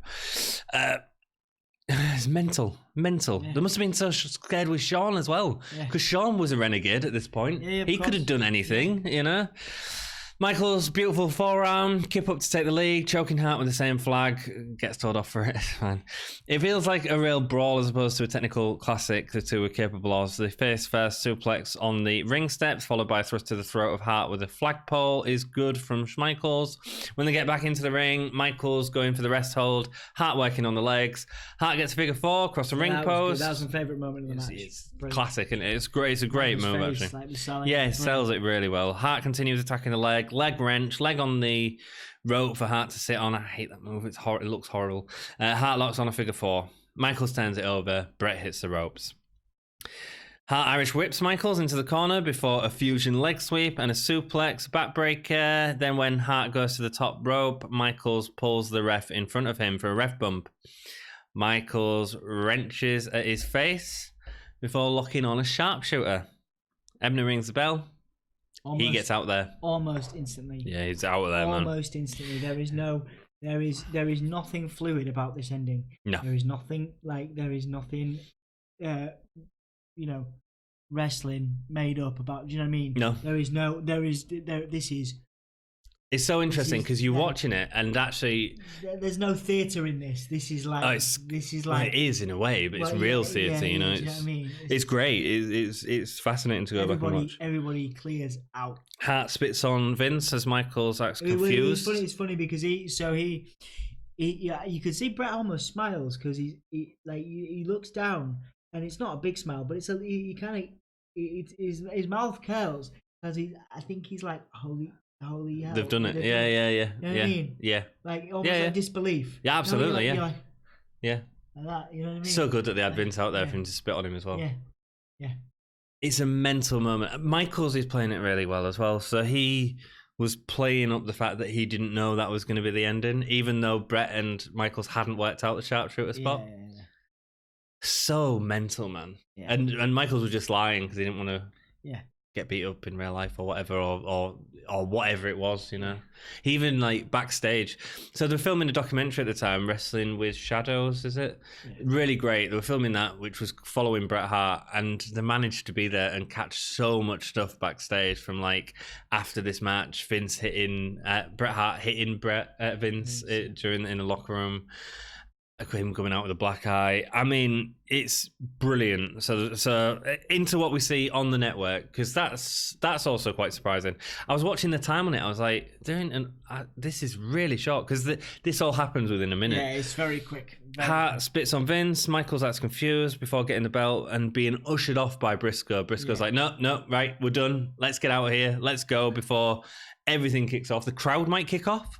Yeah. Right, in terms of what's happened, the crowd of it, the atmosphere is very tense. Like no one's happy about this. Yeah, whether it was planned that it was going to be the opposite or whatever, no one is happy about this. Michaels goes up the ramp and the camera cuts, and that's it. Real quick, real cheekily. And Briscoe's like, no, go in. So it was interesting because we see the WCW thing where Bret signed that out.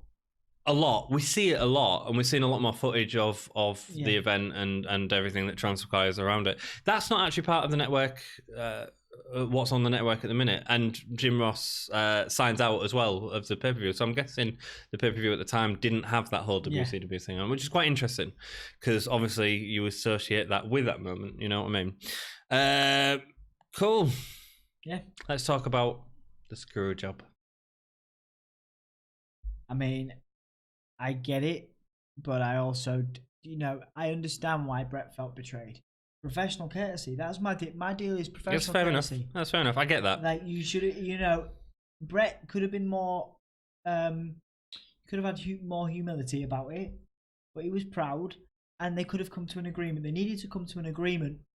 Yeah, but Bret wasn't willing to come to an agreement. That's why it happened. But that's business. You, as a businessman, Vince needs to take care of all his talent. No, I think to this day, Vince is a good businessman in terms of his figures and in terms of managing. Mm-hmm. But he has other people now to manage the brand and to manage the talent, and there's a good reason for that. He is not a people person. Vince McMahon should have, and if Triple H would have been in a position where he is now, that would have been dealt with completely differently.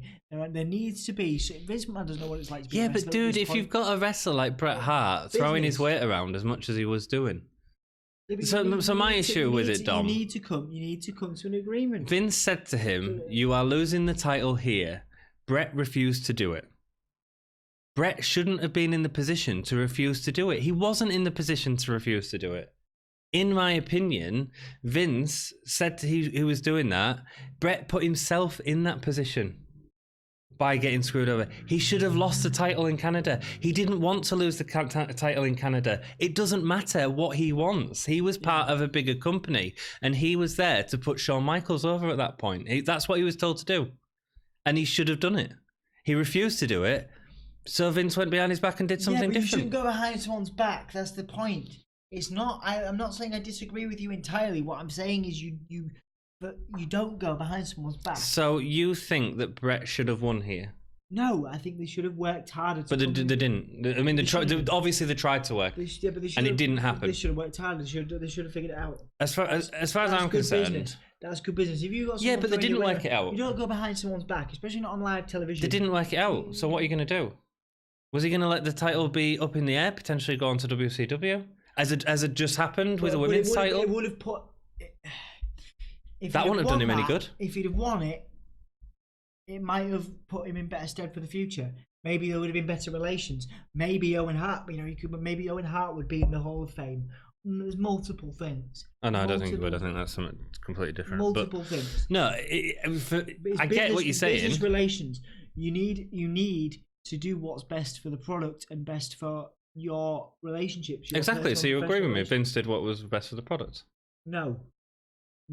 I get what you're saying, that you don't like the way he did it, but Bret refused to do it. But if someone refuses, you don't automatically go behind their back and do it anyway and do this decision you want to. You go, why?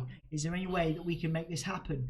You have a conversation. Yes, but they had a conversation, and it wasn't. Bret refused to do it. It wouldn't have been a mutual conversation. It would have been. Bret refused to do it. It would have been Vince throwing his weight around and Bret throwing his weight around. Yes, well, I admit Bret, but Vince needs to be better at dealing with people, and this is still his problem. I get exactly what you're saying. I just think if absolute power corrupts, and basically Vince has got so much money, and he's had so much money for decades and decades, that he has no idea about how to deal with people. He doesn't know how to deal with people that have families and lives to lead, and because credit to him, he's built $1 billion empire. But now at least he has the wherewithal to have a talent relations manager and people. But back in this time, I mean, maybe it was Jim Ross, I don't know, but basically Vince was managing and controlling everything. You see it now. Yeah, but he's still backstage controlling everything. Absolutely, and so he should, because it's his company and he can do what he wants. Why not? Because it's his company. You need other people. Why does he? He can do what he wants. No, because you get blinkered by that. You get blinkered when it's your company and your thing. Yeah, but what you're talking about is it being a good product or not being a good product, and you're saying if Vince wasn't in charge, it would be a better product because it would be different. That doesn't not give him any right to do that. I agree with you. It'd be a better product if Vince stepped back, but that doesn't mean that he doesn't have the right to do it. He has complete right to do it as the manager of the company. Yeah, but it's not what's best for business. It wasn't what's best for business here. It's not what's best for our business. It's not what's best for what we think the company should be. But if that's what he thinks the company should be, it's his company to do with what he wants. It's a bit like us. We can do whatever we choose to do on this podcast. I'm trying to think of an analogy for you. If my boss told me to do something and I said no and I refused to do it, if it wouldn't matter, it'd still get done. That's what I don't like about this. Anthony. I mean, you're important in your job role. Okay? Yeah. But you're not you're not Bret Hart. You're not a world champion in a. Oh, I am. In the WWE, you are in my eyes. But but in WWE, yeah, you couldn't do it would make no sense for you to go against unless they were being idiots and horrible people, which gives you every right to fight back against them. But if you're Bret Hart, you are carrying the company on. You are a star of the company, and for business relations for the future, whether he goes to WCW or not, do you think? Okay, so when Dean Ambrose left, right? Yeah, Dean Ambrose was on good terms, right? Good. Maybe I don't know. Maybe not the best example, but they're probably on better terms behind the scenes. No, they're not. Not right now. They're not. Right? Yeah, go on. Because he went away and then made a podcast slagging off Vince. Yeah, okay, but directly. Your examples are rubbish. The door would be open. Yeah. Right, for a return. And the door's always open for a return, apart from for one person. The door was always open for a return, apart from one person, which is Macho Man for whatever reason. There's something darker going on there. But Vince always opened the door back. He had Bret Hart back, for example. But anyway, and they would have CM Punk right. back. But anyway, but professional. They'd have courtesy, CM Punk back. Professional courtesy. That's all I'm saying. Right. What I'm saying is Bret Hart. What was Bret Hart? What was his complaint from the start? He didn't want to lose in Canada. He didn't want to lose in Canada. What gives him the right as a performer to decide where he loses a title? How did he gain the title? He beat Undertaker. Where did he beat Undertaker? America. Undertaker lost in America. What? Undertaker did it. Right, that was the story. That's part of his gimmick. Part of his gimmick is being from Canada. Doesn't matter. Doesn't matter where he's from. Put the other guy over. All right. Do you know what I'm saying? Okay, but what is so that's what okay. I don't understand. Bret Hart's argument. I've got a counterpoint for you. Go on. Hulk Hogan. What about Hulk Hogan? He was just an idiot. Vince spent everything Hulk Hogan wanted. Absolutely, and look at. There's no difference, and that's the problem. You can't use Hulk Hogan as a thing because he was a backstage idiot as well. Look at WrestleMania 9 and how he ruined that for Bret Hart. And what's Bret Hart doing here? Bret Hart was saying, no, I'm not going to lose the title here because I'm from Canada and blah, blah, blah. Bret Hart had become Hulk Hogan. The irony. And that's why Vince had to do what he did. Because he had to take the title off Bret. Could have been done better. Absolutely. They should have been able to agree on something. They couldn't. Right? They didn't agree on something. Bret needed to drop his... Bret needed to come down a few Bret needed to drop the title at some point. If it was me, yeah, I would have said, right, okay, we don't do it in Canada, but we do it the next time we're in the US. Okay, and there was a Raw show after that, so that is a valid point. But why would you have done that? I would have made him drop it on Raw. Well, but why? It's not as big a deal on Raw. Well, that's it. He would have been like, I'm not dropping it on Raw, and I would have been like, no, you get this is compromise. It's called compromise. Right. You compromise in business, right? You don't want to drop the title in Canada. This is my favour to you because not. Well, listen. Go on, listen. Go on. This is my favour to you because I want you to come back to my company at some point. I want good relations between myself and your family and WWE and your family, so you can keep the title in Canada. When are you going to drop it? Because I'm going to say we drop it next time we're in America and you drop it on Raw the next night. But is that the compromise we're going to make? Hang on, I'm not done. Is that the compromise we're going to make? Okay, yes. No. Yes, you want to drop it. You're going to drop it on Raw. No, I want it to be on the biggest stage. Because I'm letting you not keep I own the business. You don't own the business. You don't own that belt. You don't own that. You don't have any. Man, compromises. You need because all right. So that's like Vince would be so much better off now if he'd in terms of talent relations, in terms of morale, if he understood how to compromise. WWE aren't doing bad. I agree with you. The product would be better, but if that's what Vince wants, that's what Vince gets, and Vince is the boss. And Vince has done well in the last 30 years to get to the point that he's at now, which is a very comfortable place. But but that's the thing, he doesn't understand what it's like for the workers. He does. He's worked in the ring. He doesn't, but not to the extent that the workers have, and he doesn't have conversations with R-Truth now. Look, he doesn't have conversations with EC3 now. I agree with you. I mean? I don't like Vince. I don't like the way that any of this was done. I agree with you. The issue. However, the issue is that Bret Hart, it wasn't his title. And you say I'll compromise to put him to lose the title on this show, lose the title on that show. No, I'm the boss, and I'm saying to you, I want you to lose it on our pay-per-view because it's the biggest point where we are going to have more eyes on watching that product. And I do not want people to assume, because there will have been more people watching Survivor Series and paying for Survivor Series, and it would have been more reported on than Raw. If he'd lost it on Raw, could have been massive. If he'd lost it on Raw the next night or whenever, it could have been unexpected. But it's not about that. It's not what Vince wanted. But Vince can't always have his own way. Yes, he can, because it's his company. No. And he gets his own way. No, but that's not good business. That's not how you run a business. But you're saying, but Bret Hart was just a character as part of Vince McMahon's company. Bret Hart took it too seriously, in my opinion. That's true. I'll agree with you. Bret Hart should never have been in a position where he was saying, I am not losing this championship here. Neither should Hulk Hogan, but Hulk Hogan Neither should Hulk Hogan. But Hulk Hogan was. I agree completely. But when Vince said he was losing that title, Bret Hart should have said, I'm leaving the company soon. That's fine. Why couldn't Vince do that to Hulk Hogan in '93? Why couldn't Vince say no? You can't control my decisions. You can't change my decision. You can't change my. Well, he should have done, because it would have been more interesting. I get exactly what you're saying, but Vince. But what I'm saying is it was a screw job. It was Bret was put into a position that he wasn't happy with, and nobody was happy with. What I'm saying is Bret put himself in that position. Bret screwed Bret. To quote the infamous man. No, but in seriousness, Bret made that position for himself. He shouldn't have denied. He shouldn't have said, "I'm not dropping the title here." It wasn't his place to say that. I'm not disagreeing with you. Yeah. I'm not disagreeing with you at all. Yeah. You have a lot of valid points. Yeah. Absolutely. But it's all opinion, isn't it? Absolutely. It's opinion. Absolutely, and it's so divisive. We're not running the WWE, so you know, if it was me, I'd have done it differently. I'd have come to a compromise. Purely because I want positive relations. Absolutely. I'm thinking about the long game. Yeah. I'm thinking about being able to hire Bret Hart when he's 80, 70, 60. I know they could probably do that now, but certainly wasn't thought of it. But I'd be thinking the long game. I'd be thinking, can I use Bret Hart in the next 10, 15 years? Where's he going to go? The problem with this era with that... Is he going to come back? No, the problem with that thought process... It's Sting. It's like Goldberg. The problem with that thought process is Vince didn't know if his company was still going to be around.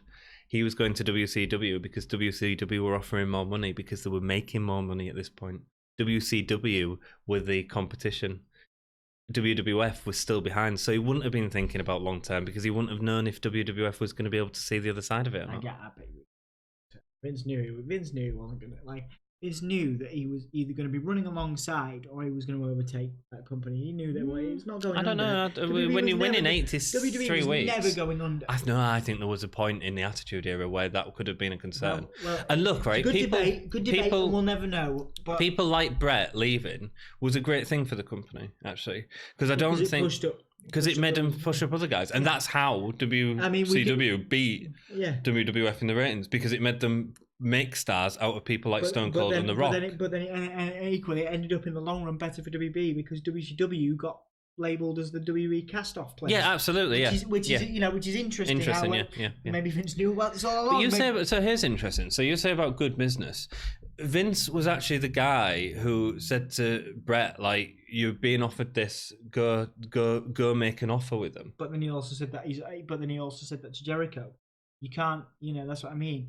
You can't. How in terms of when? In AEW. Oh, right, in terms of New Japan when he went to in terms of it was New Japan originally. But then Jericho said he's had a conversation with Vince about. Yeah. You can't say stuff like that. I mean, obviously you don't know because Vince is never gonna confirm or deny those things.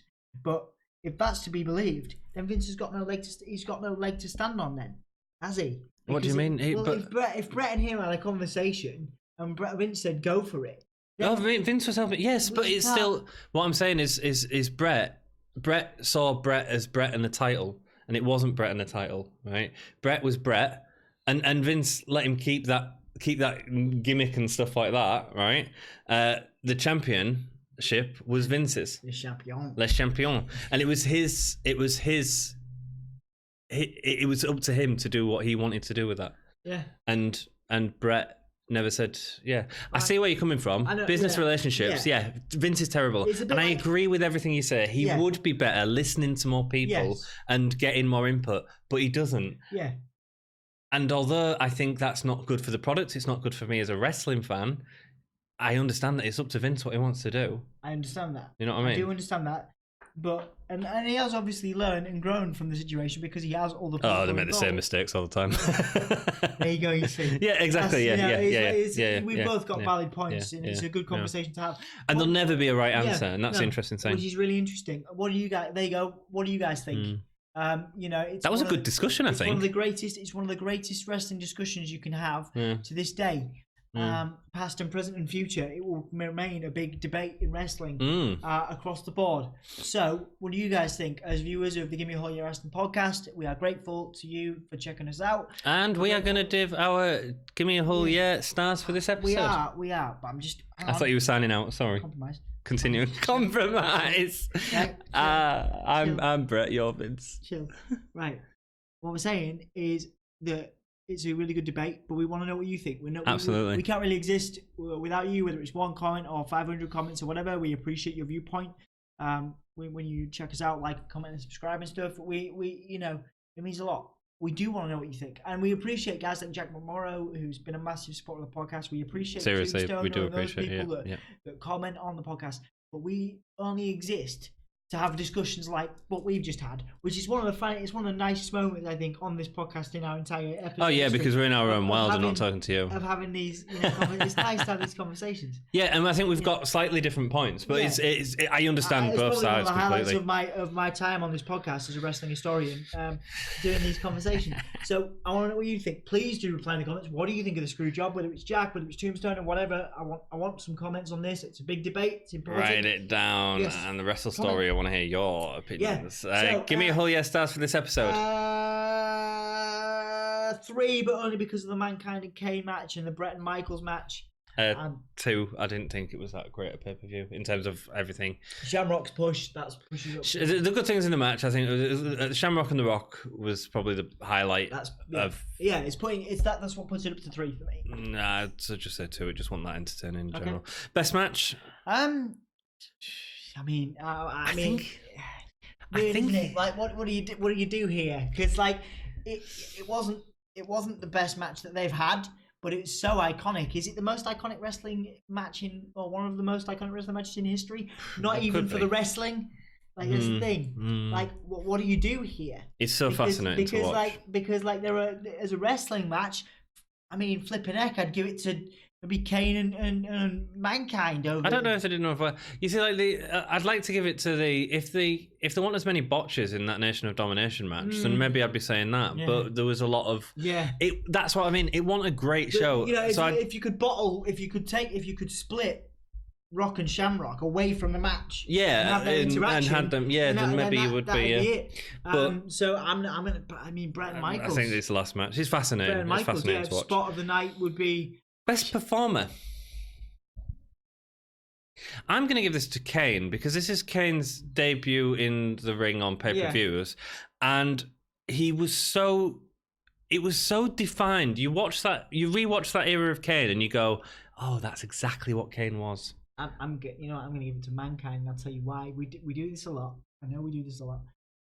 There has been at this period of time, there was nobody better to put that. Oh, he's great. Kane over. Yeah. Vader was abysmal at it. Undertaker himself wasn't great at putting over Kane. No. Mankind and the matches they had. It was more interesting. It made, if you put this era Mankind, bear with me on this one, I know we keep mentioning it. If you put this era Mankind versus The Fiend, it would be the best match that we're going to see from The Fiend, because like you say, and I agree with this, Bret Wyatt isn't the most captivating wrestler / no, it's not. No. But you put a guy like Mick Foley who could put over a rock. Oh yeah. He could put over a rock on the great. This is going to sound weird because obviously they're two very different wrestlers.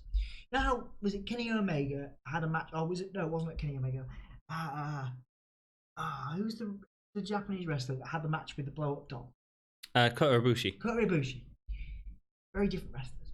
But if you put that blow up doll in the ring with Mick Foley would find a way to make that blow up doll entertaining. I think it'd be different because the whole Invisible Woman or wrestling a 4-year-old girl or wrestling a doll is more about a wrestler is showing off their technical ability to make it look. I don't think Mick Foley would do that, but Mick Foley would take some hell of a bumps from that blow up doll. It'd be hilarious, actually. So obviously, I get where you're coming from with Kane, and if we're going to move away from the screw job, then just the way Mick Foley, we are a bit Foley heavy on the podcast, and that's just because massive favourite of ours growing up, and I apologise to viewers because we talk about guys like Mick Foley a lot and everything, but just, I mean, he's great. He made the guy look like a complete supernatural. You see, I think Kane did that himself as well. And that's why I'm giving it to Kane, because I thought that but it's fine. Yeah. I see where you're at. I'll tell you who else I was debating giving it to. The Rock as well. The Rock was good in that match. Shamrock was good in the match. It's probably Shamrock's best showing. I don't think it is. Didn't he ever? Was it the match we watched a couple of years ago? It's a great match with Mankind. Yeah, well, of course he does, because it's Mankind. Owen Hart did a match with him. I mean, that's great. I mean, Shamrock's doing some really good stuff in this match. Matches. I'm really looking forward to Owen Hart post Bret. Because he comes into his own in a lot of ways.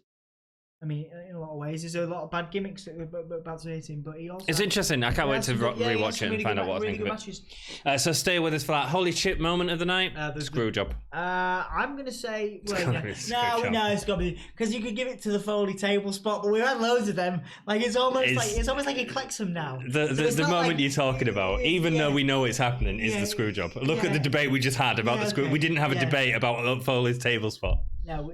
I mean, like I say, at this point, Foley collects those, so it's like so he goes out like, yep. Great. This is the second to last pay-per-view of '97. We've got the DX video that'll probably come in the next week or two out on the channel, so check that out. Then we'll do a recap of '97 because '97 is such a good year for wrestling, incredible. And we're about to go into an incredible time as well. Absolutely, it's an exciting time to be on the Gimme a Whole Year Wrestling podcast. So subscribe. Thank you for being with us. Like, comment, and subscribe. Don't forget to check us out on Facebook, Twitter, Instagram, /Gimme a Whole Year. Like us on support us on Patreon if you like by dropping us a few quid.